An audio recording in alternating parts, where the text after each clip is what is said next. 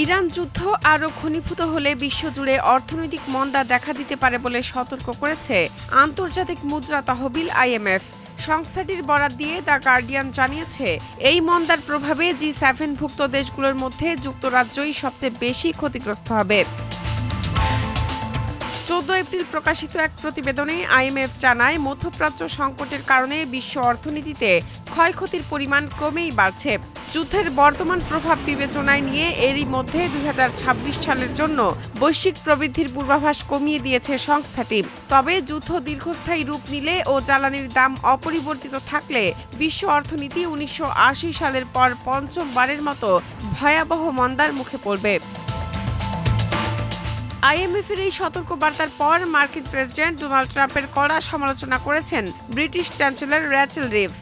আইএমএফের বৈঠকে যোগ দিতে ওয়াশিংটন যাওয়ার আগে তিনি বলেন, ইরান যুদ্ধ আমাদের নয়, কিন্তু এর জন্য যুক্তরাজ্যকে চড়া মূল্য দিতে হচ্ছে। আমি এই ব্যয় চাইনি, কিন্তু এখন আমাদের এর মোকাবিলা করতে হবে। র্যাচেল রিভস সরাসরি ডোনাল্ড ট্রাম্পকে দায়ী করে দ্য মিররকে বলেন, সুনির্দিষ্ট লক্ষ্য ও যুদ্ধের ময়দান থেকে বেরিয়ে আসার পরিকল্পনা ছাড়াই কোনো সংঘাতে জড়ানোটা বোকামি। আমি অত্যন্ত হতাশ ও বাকরুদ্ধ যে যুক্তরাষ্ট্র কোনো এক্সিট প্ল্যান ছাড়াই এই যুদ্ধে জড়িয়েছে। আইএমএফ জানিয়েছে, বিশ্বজুড়ে প্রবৃদ্ধি কমলেও জ্বালানি আমদানিকারক ও উন্নয়নশীল দেশগুলোই সবচেয়ে বড় ধাক্কা খাবে। আইএমএফের প্রধান অর্থনীতিবিদ পিয়ের অলিভিয়ের গৌরিনকাস সতর্ক করে বলেন, প্রতিদিন পরিস্থিতির অবনতি হচ্ছে এবং বিশ্ব অর্থনীতি একটি নেতিবাচক পরিণতির দিকে ধাবিত হচ্ছে।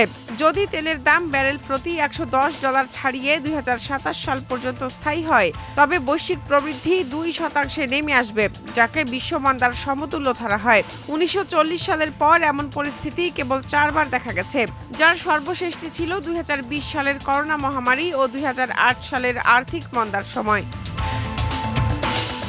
এই পরিস্থিতি থেকে উত্তরণে কেন্দ্রীয় ব্যাংকগুলোকে সতর্ক থাকার পরামর্শ দেওয়ার পাশাপাশি যুদ্ধ বন্ধের ওপর জোর দিয়েছে আইএমএফ।